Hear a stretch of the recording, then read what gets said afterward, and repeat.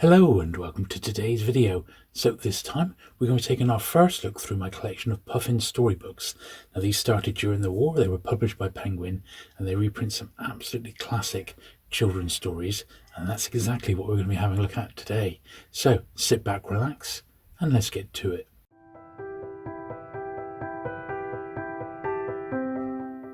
So here is Puffin Storybook number 1, Wurzel Gummidge, Barbara Youth and Todd.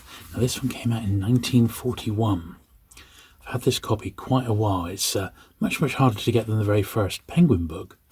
Obviously it's published during the war, the paper is very thin, and in first edition it is quite a rarity. There we are, 1941, but it's alright.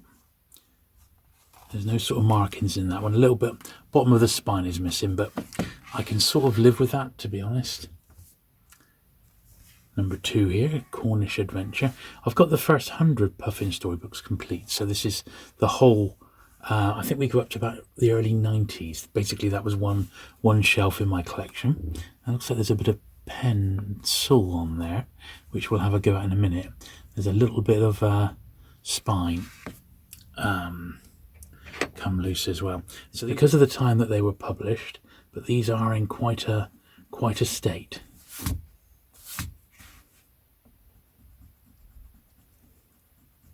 There we are, that was a little pencil mark which has come off alright, so that's good news. This one's got some spotting and stuff on it. Let's see if there's any more marks inside. So I'm hoping that, to be honest, most of these shouldn't actually need a lot of work, but they do all need a very good brush off. But there will be some which have got the odd price and thing like that inside.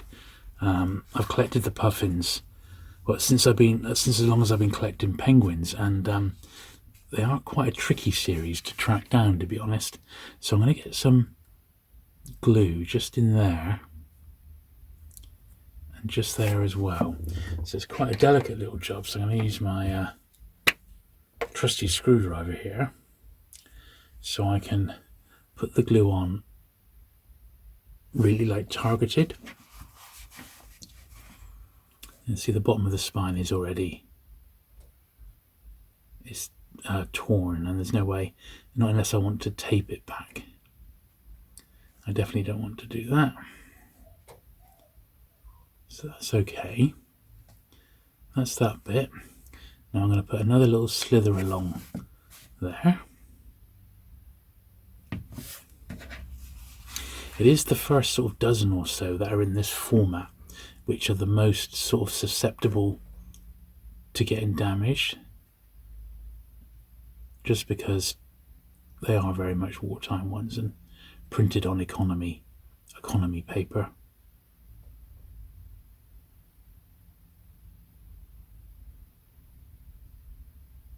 There we are.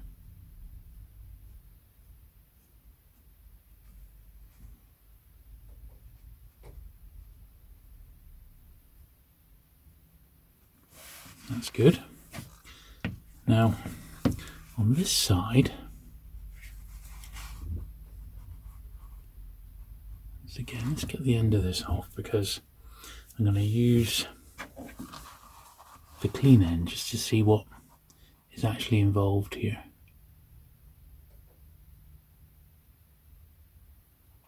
There we are. So yeah, another slither of glue just on that tiny bit there. Of course, this is quite a delicate little operation for the second book in, but a good little warm up.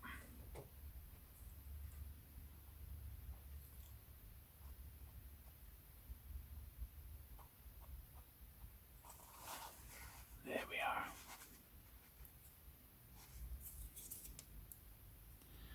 I think that's about as good as we're going to get it. Don't want to overdo it, but the rest of the book was okay, so we'll leave it at that for now. That was a delicate little operation there. It looks better, definitely looks better. Let's slip that one over there. So here's number 3 here. Now that looks like ink at the top, so we're not going to be able to do anything about that one.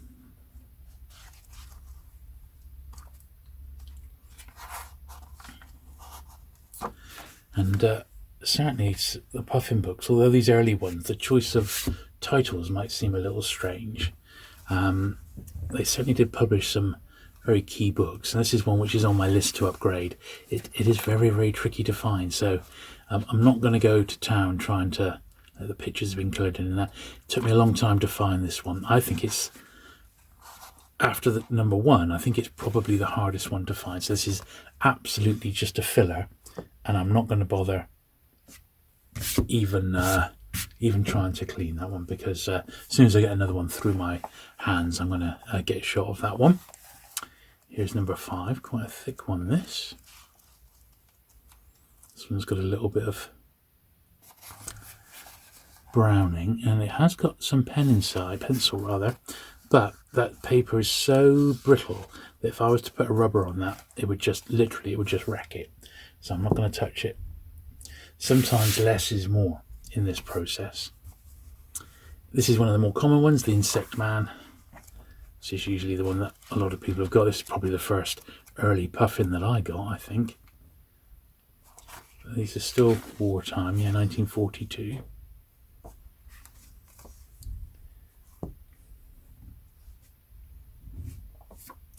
This one's fairly scarce to get, but it's quite a nice copy. Looks like I'm going to need to re-glue the bottom of the spine, but that's no chore. Yeah, that's a lovely copy of that one, but just at the bottom of the spine there, just needs a little bit of glue going in just to stop that catching, and that's just the sort of thing we're looking for while we're cleaning these Puffin books, because they've never ever been cleaned. They've been added to over the years, but that's about it.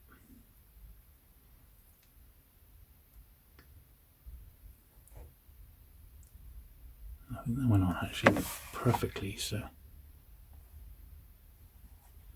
it's just to stop that bottom of the spine getting caught, and yeah, that's absolutely fine. And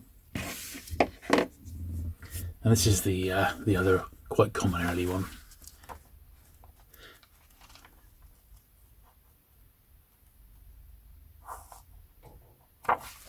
Still 1943, so the books are still very, very thin. This is the first Puffin quiz book.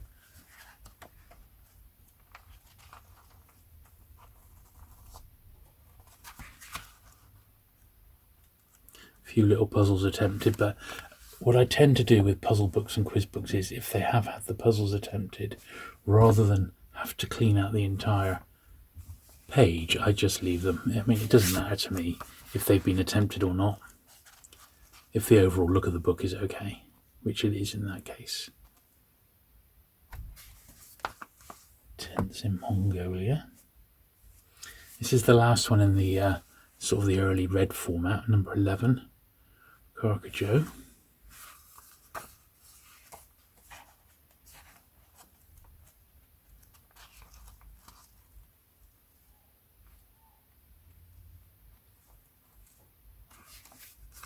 There we are. So now the books become a little bit more robust. So let me get these into the start of the run here. So here we go. Number 12 is next. Make sure these are all in order. Now this is another one which it took me a long time to get, and once again it's a bit of a filler. It's sort of a make do amend. Got a little £3 inside, but it's had the spine re-glued, not by me. And they didn't do a particularly good job at it. I think I got this one off eBay, and I've been looking for ages for one. And once again, when I go and edit this video, I'll be able to make a note now of the ones that I'm looking to get nice copies of, and I shall put this one on, because you can never remember off the top of your head unless you've got every book photographed. As you can see, it's a very, very thin little book there. It's about 80 pages, but you have to remember that these Puffin storybooks, some of them are for like young adults, and some of them are for like really young adults, sort of the under 10s, and those particular sorts of books historically just don't survive. Now this is far, far more robust now. Still 1944. So and it's also got a £3 inside. But generally speaking, the books have survived from this point onwards much, much better than that little early lot there, which are all, very, very fragile. Now this one's got a name and address inside. Barbara Jane Byrne, 15 Hampstead Hill Gardens, London. Oh. Well, if you're watching, say hello. Jihan of the Ready Fists. See, the price has gone up to 9p now. And look at this. Look. Puffin picture books are now 1 and 6 in paper covers and 2 and 6 in boards. And the price pasted in as well. That's unusual, isn't it? To have two such insertions, official ones at that. End of the war. And there was a little bit of inflation going on. And that's why that is as is. Gay Neck, a Puffin book.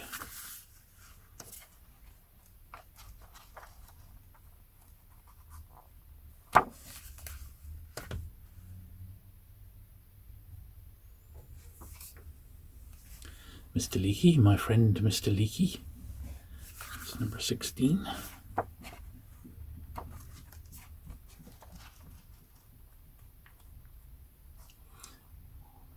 Now obviously none of these are going to be polished today because these are far too vintage and there's no gloss on the covers at all. AFKEY's 10, so there'll be no polishing today, I'm afraid to say, but we will be doing a fair bit of brushing. And obviously any other running repairs as we see fit, as we come across them. Passes on Monday.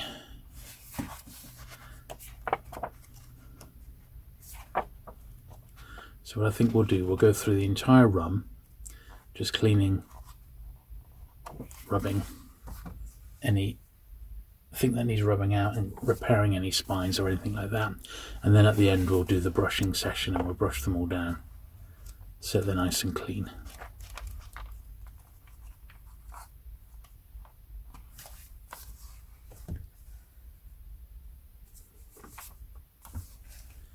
Flaxen braids.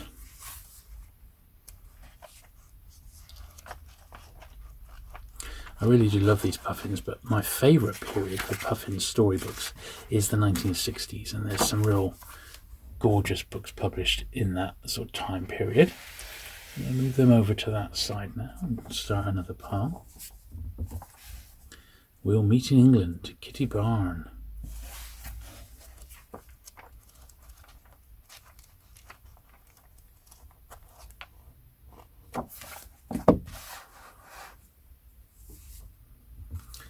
This one's a little bit warm, but I think it's a scarce one. Charles Garden Verses, yeah, and a gorgeous little book. Look at this. Absolute beauty. But, yeah, a little bit on the rough side. But he's okay. There's nothing I can really do about it. The spine has obviously been detached, and someone historically has re-glued it, and that wasn't me.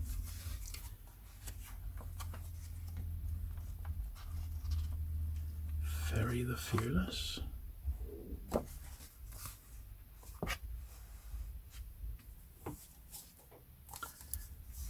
Green Tree Downs.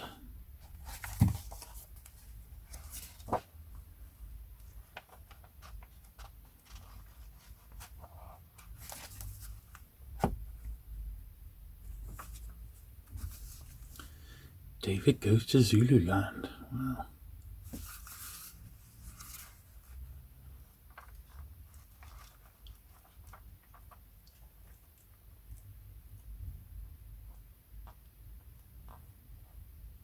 (1946) now, so we've come out the other side of the war. So when you think that was 1941 to 1946, there hasn't been a lot of Puffin storybooks published, has there? But once the war was over and paper got a little bit easier to get hold of, the floodgates were well and truly opened on a lot of Penguin series, including the Puffin storybooks here. It's got a little £2 inside. What I paid for it.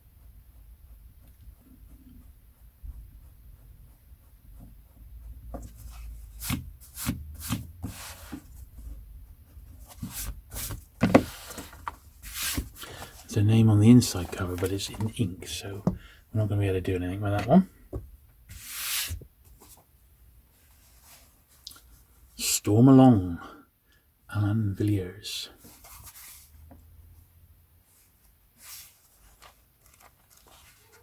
It would be really nice to have a nice high-grade run of Puffin Storybooks. I mean, mine certainly aren't bad, don't get me wrong. But there are better copies out there for some of these, and I've never really actively tried to upgrade them, except when they've come my way in collections.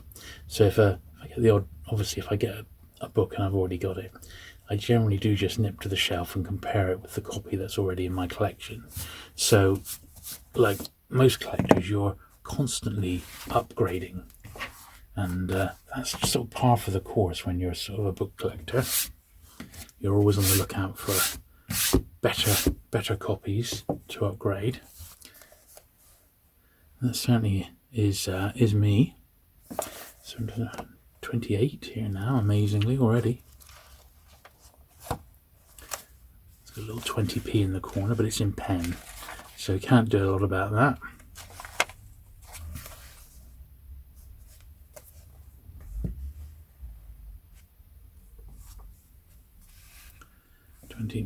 No Other White Man.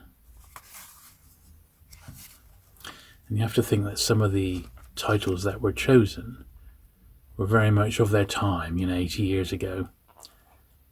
Things were very different, shall we say, and attitudes were different. Now here's another Wurzel Gummidge and Saucy Nancy, a world away from the very first Puffin Storybook. This one's also got a little £2 inside. A few of these have, as I said, never been through the process. None of them have, except the odd one, which has been like a recent acquisition. But generally speaking, these are as they've been collected over the past 30 years. Jam tomorrow.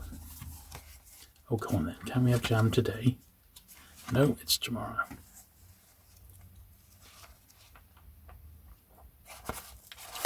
So it's got a little £2 in as well. I wonder if I got these all at the same time. I don't remember getting these early ones at the same time, but you never know. It's funny, they've all got the same sort of £2 note inside, so yeah, £2 price.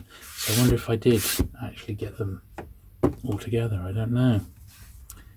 32. Red Ruff, the life story of a fox. Well, we all want to know the life story of a fox, don't we? And a nice copy of that one.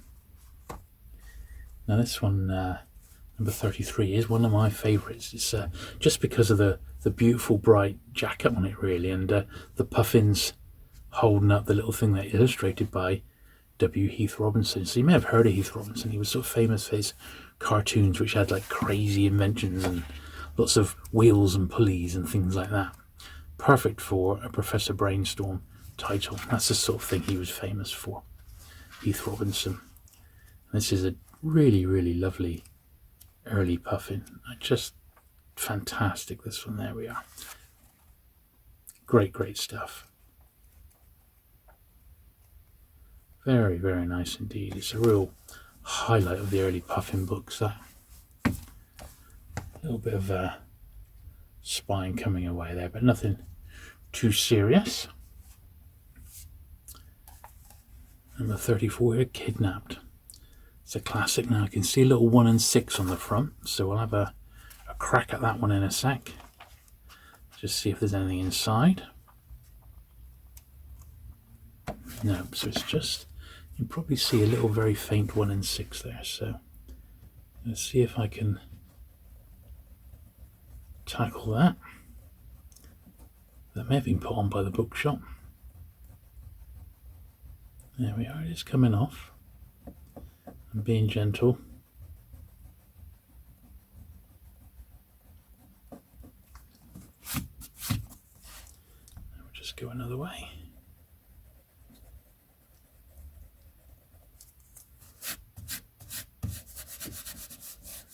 Lovely. There we are. That's okay. Alright, excellent stuff. Here's another real highlight, number 35, Alice's Adventures in Wonderland. It's got the original John Tenniel illustrations. And later on we'll see through the looking glass as well, which is equally as lovely. Very, very nice indeed. I think through the looking glass is much more common than that one. Here's a classic, if ever there was, Treasure Island.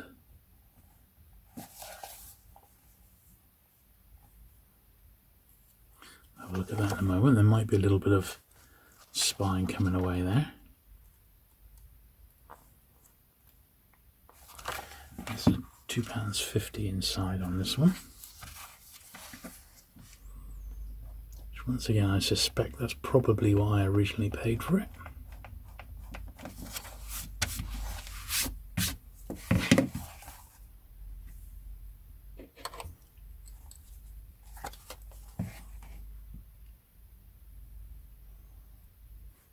Well, it's very, very minor, but I'm just going to put the tiniest sort of slither of glue in there.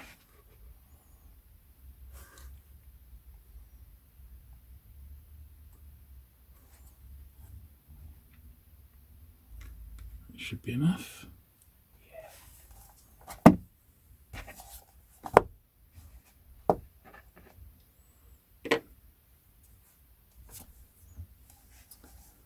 South Country Secrets. That one's got a little... This one's going to need a bit of spine gluing as well, actually. This one's not perfect by any means, but I have a feeling it's a slightly rarer one. And clean off the end of the screwdriver. So we're definitely going to need to get a little bit in there. And then a little slither in there as well. I don't think it's going to go amiss. So we'll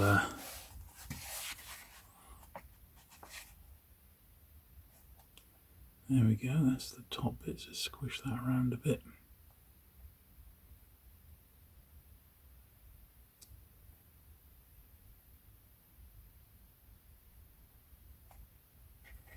Lovely, I think that should be enough. Yeah, there we are. A little bit of glue squishes out the top, but you can just wipe it away, you know. It's nothing to worry about. Now we need to do similar on the bottom here. So I've got a reasonably generous little wedge, which I'm going to try and squish underneath there.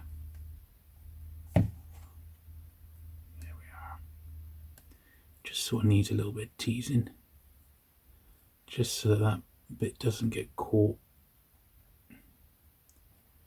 It should keep it nicely in place without any more getting lost. There we are. It's lovely.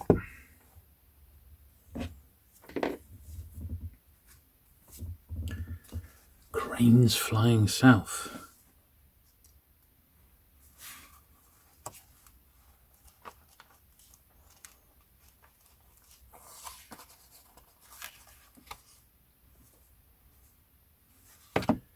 This is another one which has got the bottom of the spine is a little bit suspect.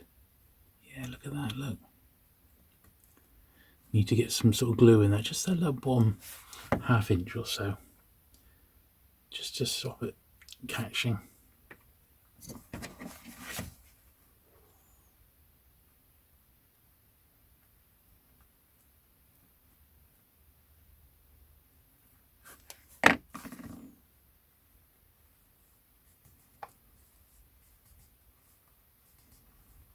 Lovely.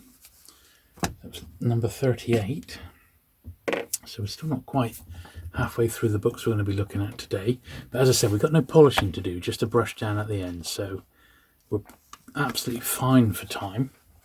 I'm trying to keep these videos at like an hour to an hour and a half, absolute maximum. But sometimes, depending on the books, we just have to go with the flow, don't we? It's okay. Yeah, we just go with the flow. Here's a real famous one. This is a nice copy of this as well. Still in print to this day. It's an absolute bona fide classic, this. Obviously aimed at young girls. Very, very scarce in first edition. There's a tiniest little nick there that I'm going to glue back in. But this is a rare book. Probably get a good £15 or something for this little paperback in first edition, because it is such a key book. Of course, the rarest Puffin storybook of all is The Hobbit. And that's number 161, and we'll have that one. That'll be in the next time we do some Puffin storybooks. So, as I said, I've got the first 100 complete. The second 100, I think I'm down to missing maybe about 10 now to have everything from between 101 to 200. But I'm actually trying to get up to number 330. So we'll see how we get on with that. But very much at the moment, I'm just trying to crack the second 100. That's the current target. Right, 42, The Secret of Dead Man's Cove. This looks like Enid Blyton, doesn't it? Sort of a youngster's adventure.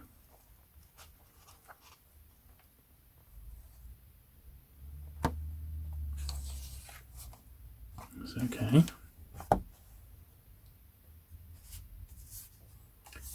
Tomorrow is a new day. Number 43.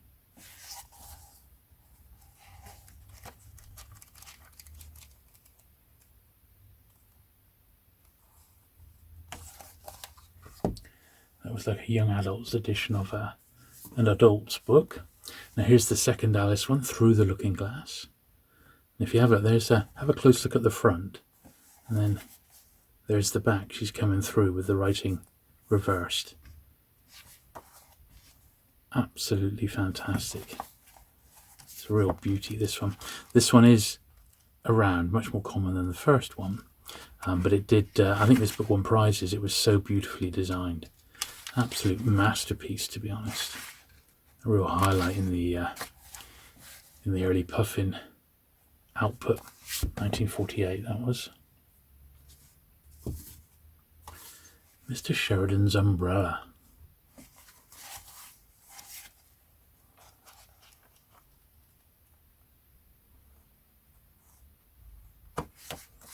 Yeah, these are fine.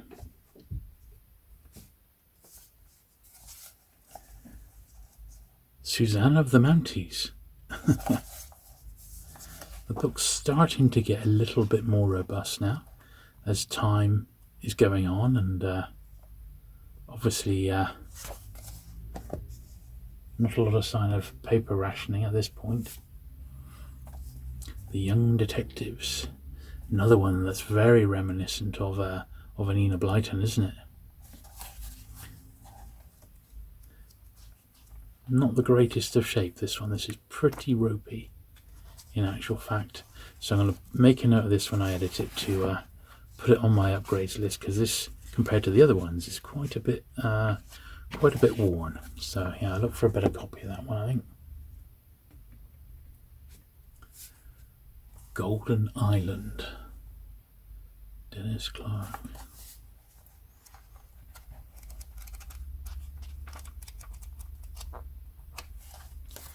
That's alright, not seen a lot of action in that one. Young Walter Scott. E.G. Gray.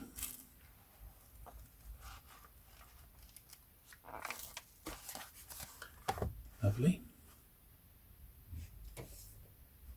Number 50, Children of the New Forest. Another one, a bit of a classic. This is really robust now. So most of the books from here on out, generally speaking, unless I've been unlucky, should be in pretty nice condition. Should be. Let's slide them over there. 51 here, Patrick Lynch, The Grey Goose of Kilvennan.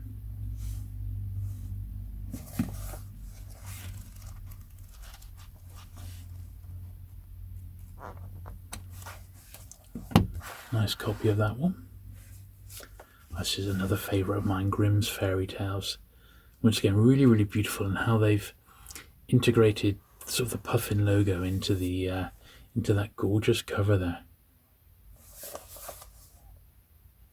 Look at that. It's great, isn't it? Something quite special about some of these books that were aimed at children, that have survived in such remarkable condition all these years. I mean, even these that we're looking at here are still over 70 years old, these paperbacks.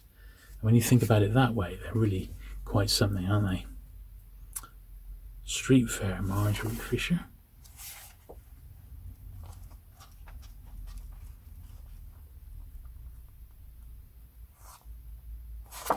A little 250 inside, so we shall grab that now.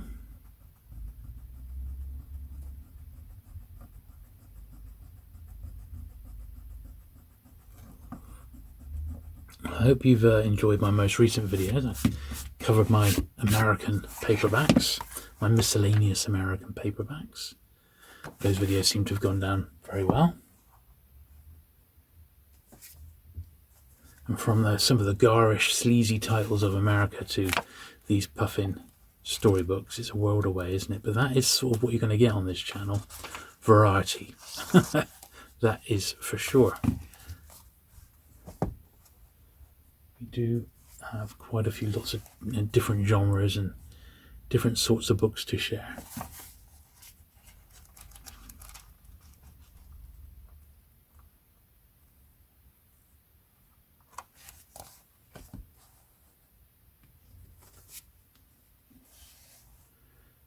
Dickon Among the Indians.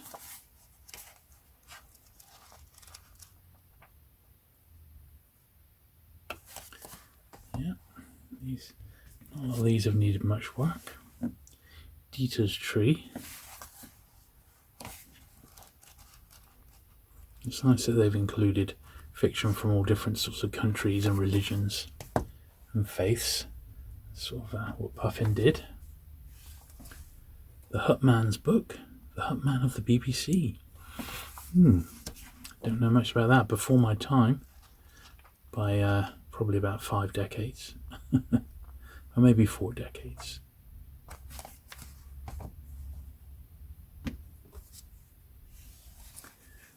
Fairy Tales from the Isle of Man. Yeah, now this is quite a nice one.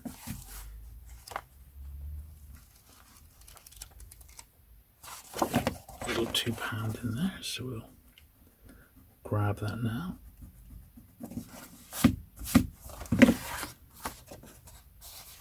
And it's actually come away just ever so slightly at the bottom of the spine there. But that's nothing for us. We have the technology to slide a bit of glue in there. Rather artfully.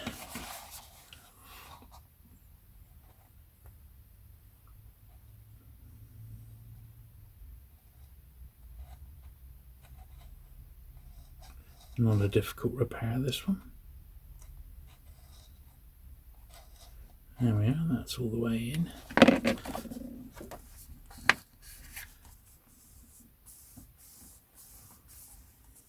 Now, that one there actually had an edition published in the Isle of Man.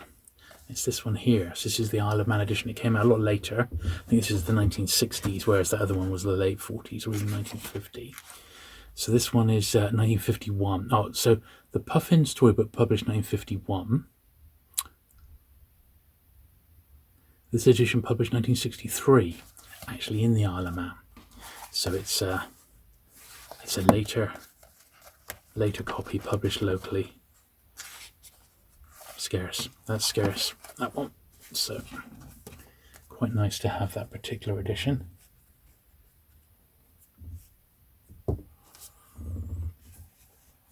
Tarka the Otter, I'm sure you recognise that one.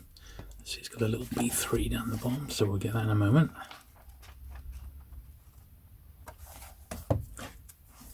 This is one of the books that came out as a main series Penguin and then went to a Puffin.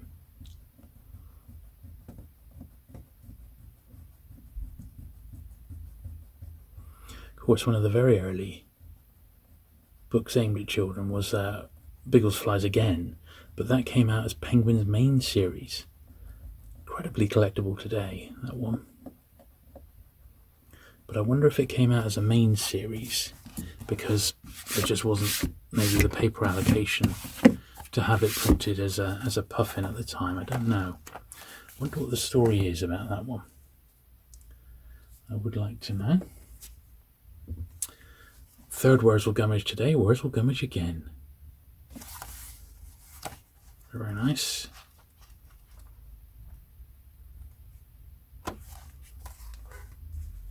Yeah, it's a nice one. Mark Twain's The Adventures of Tom Sawyer. Another beauty. Not particularly rare from these on. You know, there's only a couple of rare sort of titles or more expensive ones. These are all quite common if you're really looking for them. A Woman Among Savages, Helen Simpson. I think you just have to be prepared to wait sometimes, you know. But these things come to those who wait. There we are.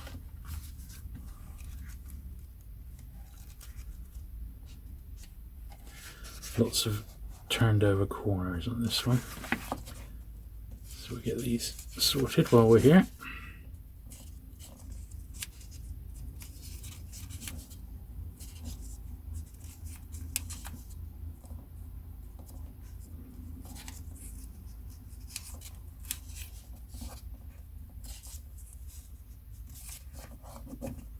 I think I've got them all.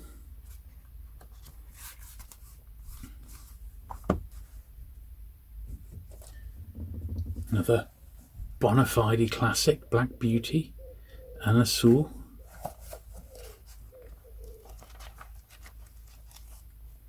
May have heard the little wood pigeon there on the roof of the studio here.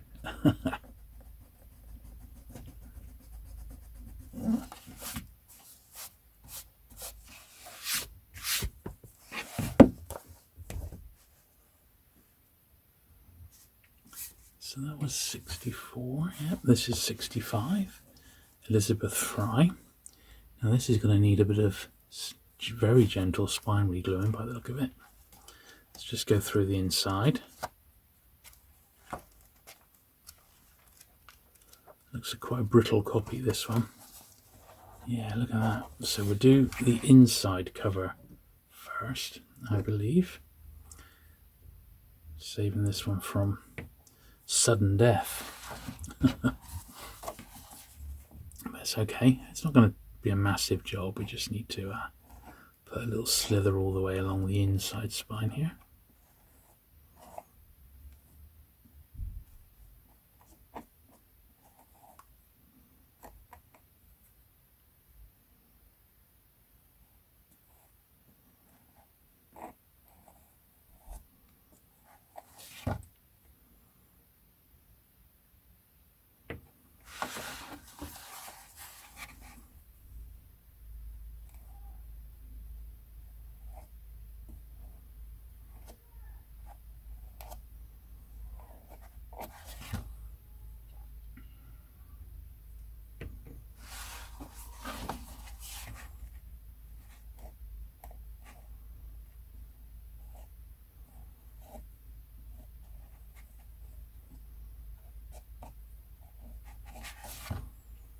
Hopefully this will mean we won't have too much to do on the outside spine.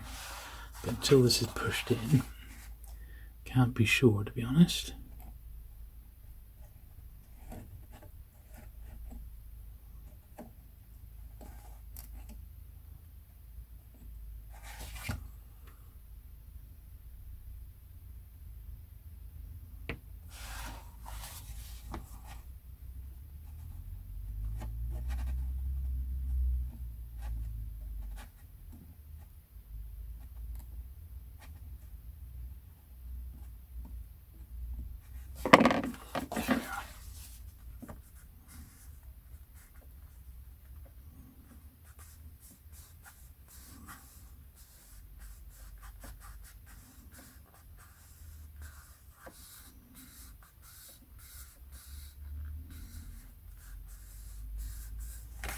Okay, now on the outside of the spine, let's get the old scalpel because that's not got any glue on it, so it should be able to look a little bit more accurately. You see here? So I want to get some glue in there, but only a little bit. And under there. So that's okay, we can do that. Because really, it's not, apart from it being a bit brittle, it's not that bad a copy.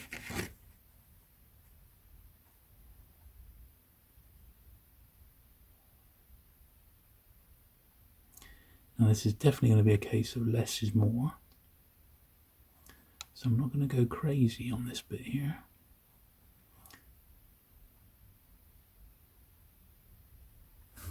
There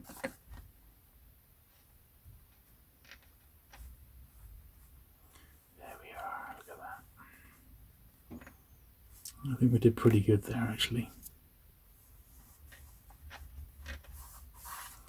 I think that was a bona fide success, ladies and gentlemen. Good stuff. Okay, so cracking on, number 66, Landfall, the Unknown, Evelyn Cheeseman.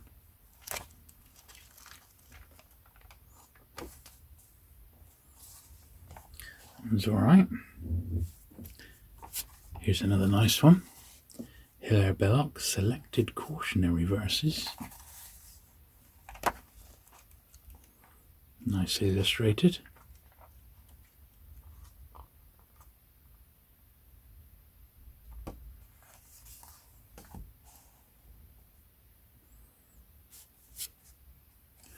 The Radian Woman, Eleanor Dawley again.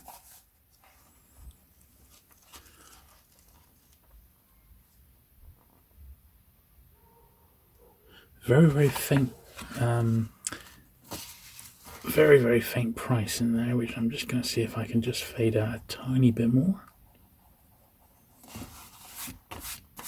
Yeah, didn't take much.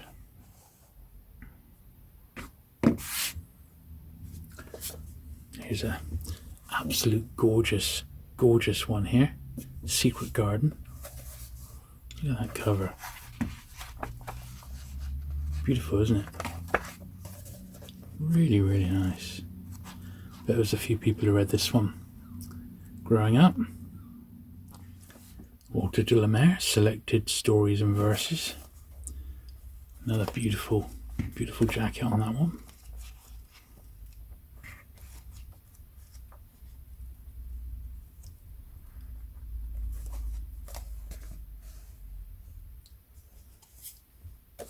Just look at this, look when we come to do the brushing of the top, look at the state of it. Going to be taking quite a bit off, I think, when we do the brushing, so that's why I think it's going to be good to do it all in one hit. As I said, that's never been done. That's a virtually 69, 70-year-old book that's never been cleaned properly, so I think it's going to make a huge difference.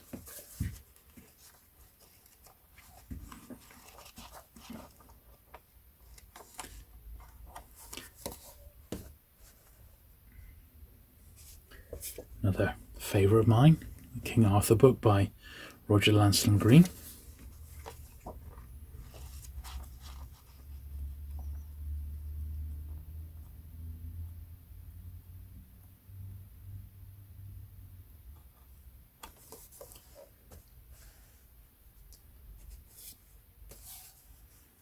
Five Proud Riders.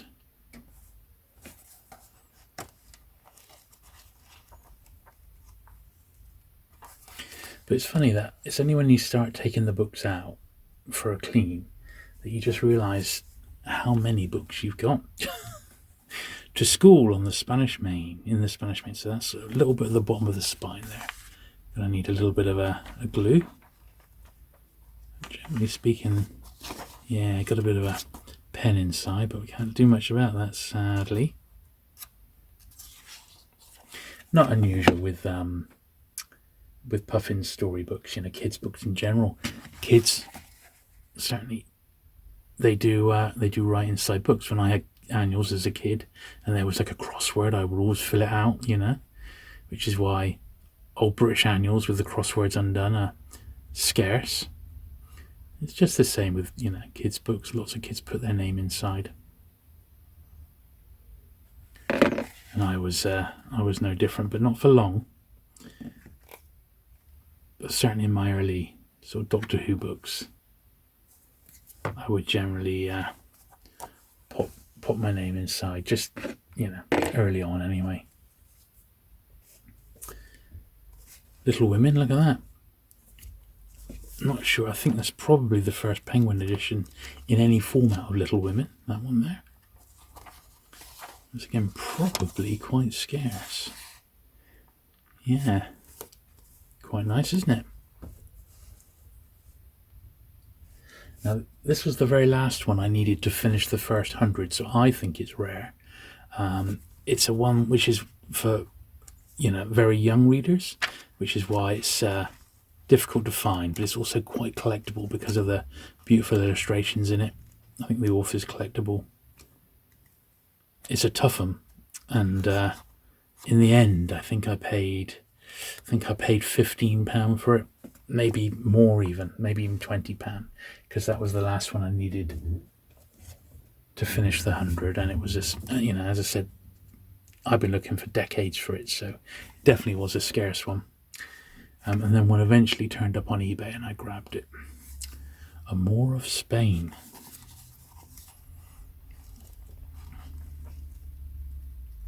I do remember a couple of years, now probably more than that, probably 3 years ago, I got fairly lucky with a chap who was selling his Penguin Puffin collection, his Penguin specials, and basically he didn't describe them on eBay very well, and I ended up picking up quite a bit reasonably cheaply. And I said, look, this is my wants list, and he just basically let me have everything that he had that was on my wants list for like a couple of pounds each, which was pretty nice of him. This one's obviously had a cover over it at some time, which has protected it, but also left those sellotape marks. But hey ho. Adventures of Huckleberry Finn, another great one. This one's seen a bit of action. I'm not overly worried because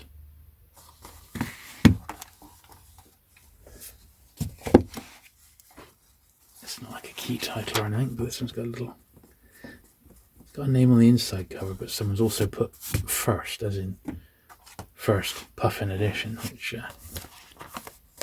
I've rubbed out. Family Afloat, 81.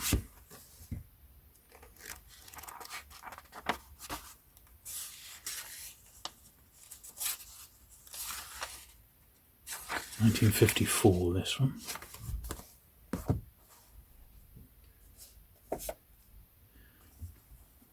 The Road to Ticonderoga, Herbert Best. And you have to think that something like this probably didn't sell very well. It didn't have much of appeal even back then. The Meeting Pool. But I suppose they had to publish some sort of newish fiction, didn't they? This one's for more youngsters again, by the look of it. The Very Young. Got £2 inside. That was probably a good price for that one, because these ones that are sort of aimed at preschool or the really, really young, sort of, I don't know, 4 to 8, something like that, they're always traditionally difficult to find in nice condition, because if they've gone to the intended audience, they've generally been read to death and hammered or colouring in or been drooled over and all the horrible things that young children do.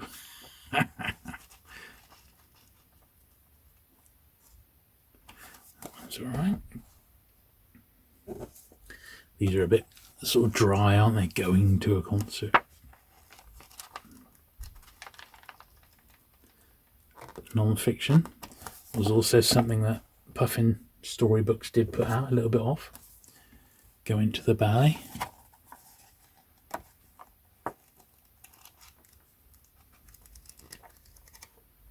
£2 there in the back. This one's actually got a little bit of water damage. I know it's one that I've had since the early 90s, when I really sort of started collecting. Wouldn't have paid much for it, probably only £1 or something like that. It's another one of the Fell Farm books. Seen slightly better days, this one. Is quite well read. But that means it's well loved, doesn't it? It means it is underneath a really, really great book. And although, you know, it's not my sort of thing, these Fell Farm books I hear are very, very good. Long Ears, number 88. Almost at the end now of the books we're going to be looking at today.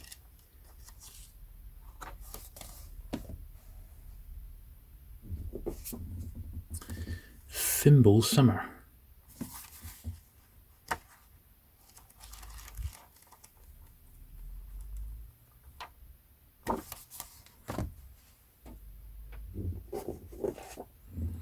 Malay Adventure.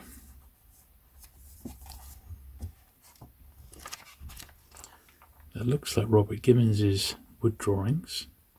I wonder if it says so. Oh no, illustrated by Stanislav Brian. Doesn't that look like Robert Gibbons though? Well, it does if you ask me. 91 here then, Helena Graham. So she was the original Puffin editor. She had her own book here, The Children Who Lived in a Barn. Got herself a beautiful painted cover. I guess it was her right, since it was her book. I wonder how well this went. How well this one sold. A little £2.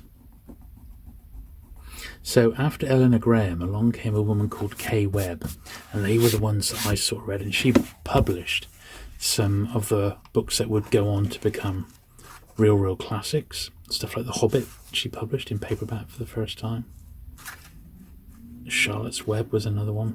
And these will all be in the next time we look at the Puffin Storybooks. They'll be in the next batch. And we've got the Puffin Quiz Book number 92.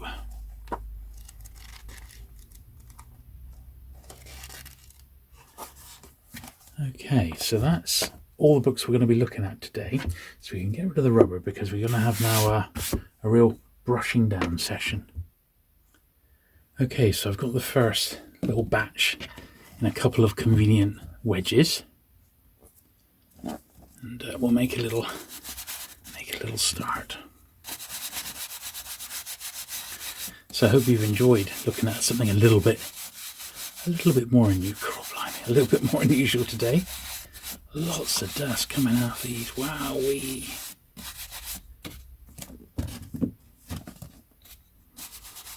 I said they've never been brushed, so they were bound to be a bit on the dusty side.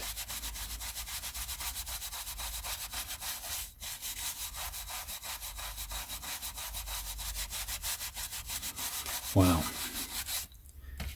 I almost can't believe how much has come off that.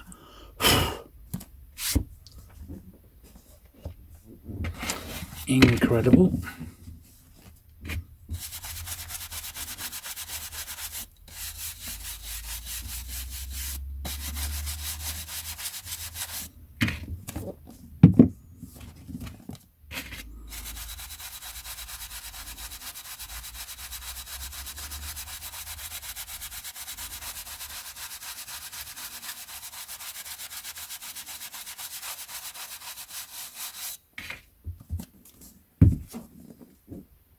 Lovely.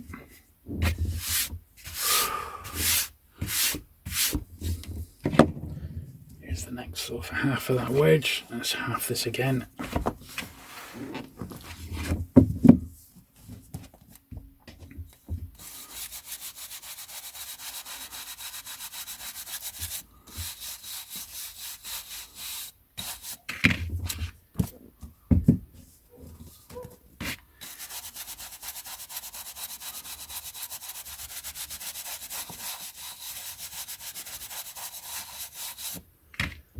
Lovely. To be honest, these wedges were a little more than a handful. They're okay because they're not massively heavy books, but I think we need to split them into slightly smaller piles going forward.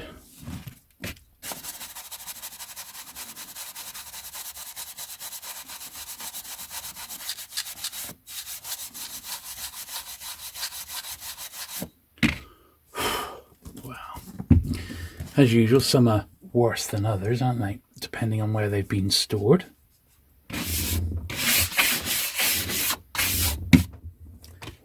Here's the next batch. So it's slightly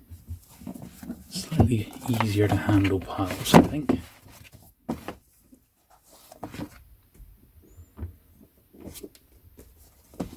Yeah, I think that's going to be a little bit easier on the hand.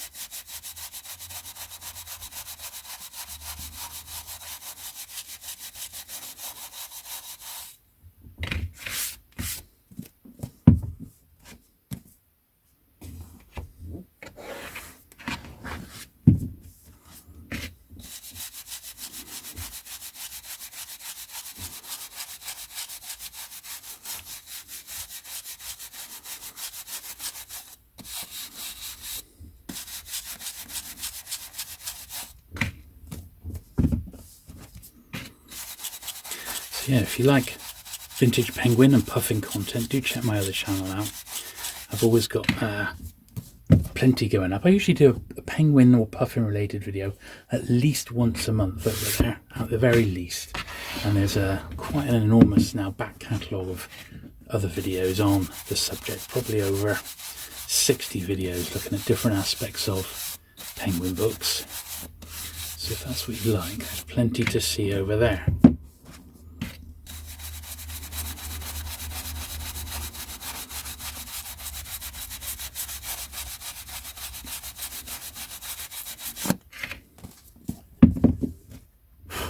Lovely.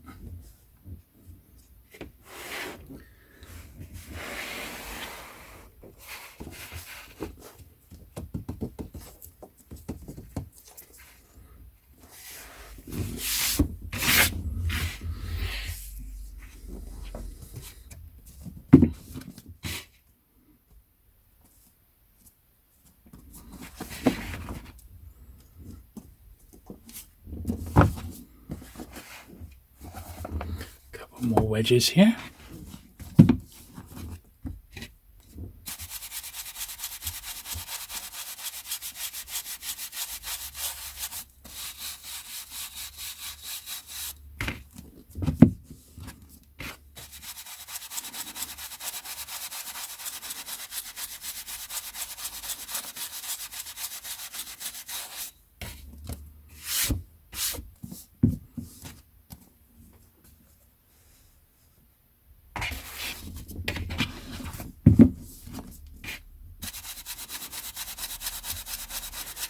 Since we filmed the last video, we've had another little influx of subscribers.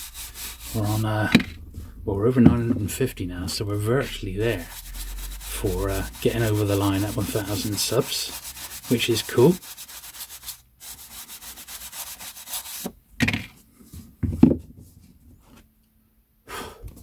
Awful lot more still to get cleaned, and we haven't even really started on the hardbacks or large format books, so there's an awful lot still to come, and they've never been shown on either channel, so there's a lot of great stuff on the horizon.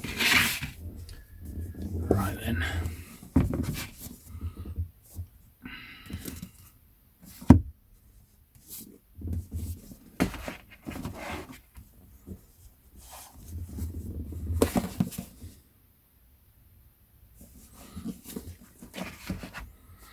Make sure we keep these books in order,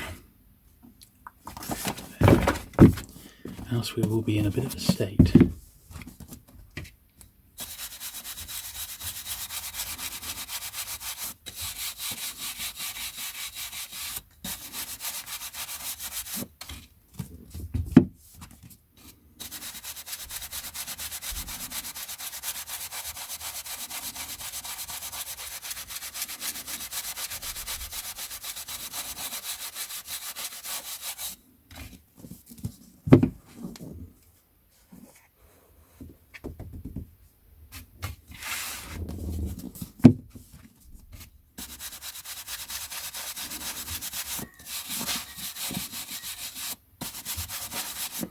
This is that one with a particularly bad spider's webs and stuff on, which we've soon tackled that.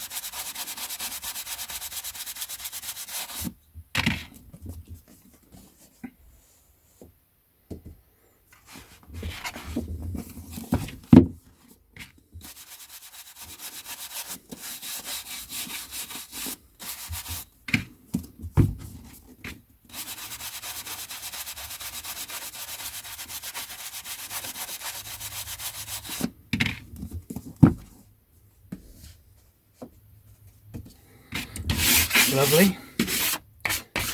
Get the old Hoover up here tomorrow, I'll tell you that.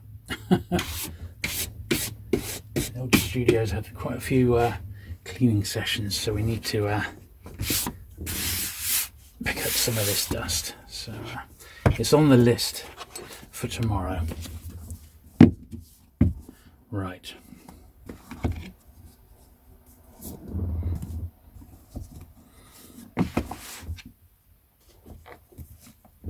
Here we are, the last little batch there.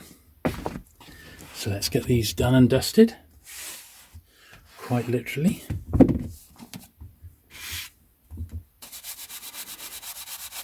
So yes, I hope you have enjoyed today's video. I certainly enjoyed looking through these. It's been ages, and I feel quite satisfied that we've sorted a few of them out as well, with their little flaws and imperfections. Some of them certainly were worse than others, but I think you've done a pretty good job today, all things considered.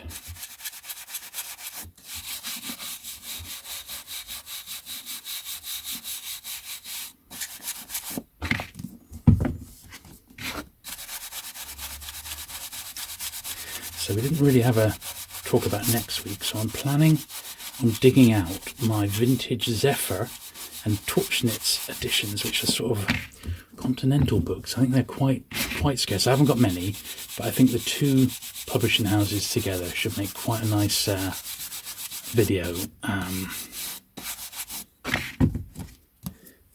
it would be nice to get them all out sort of in one hit, as it were, you know. So look out for that one next week.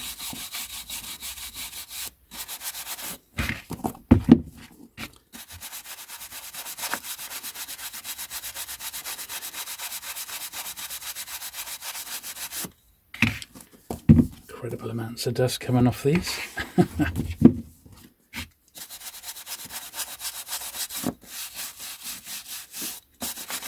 Yeah, thank you very much for watching today.